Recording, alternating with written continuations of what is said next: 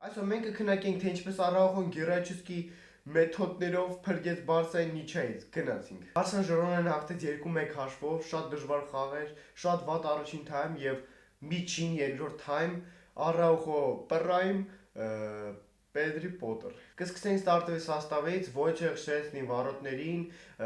պաշտպանողական դուոն Էրիկ Գարսիա եւ Կուբարսի, ձախից Բալդե, աչից Կունդե, պոլոզաշիտիկները Պեդրի եւ Կասադո,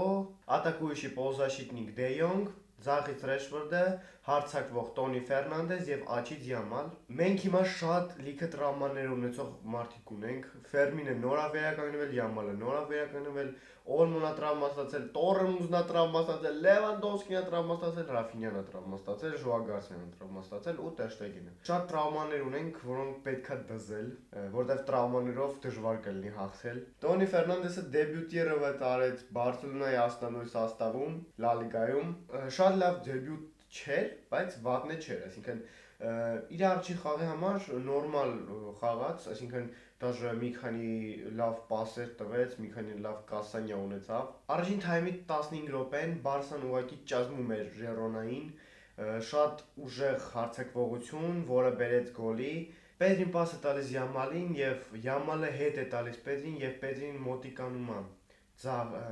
մոտիկանում է պենալտի տոճկային ու գեղեցիկ հարվածով դալնի ուգլ է խփում, շտանգին է կպնում ու գոլ։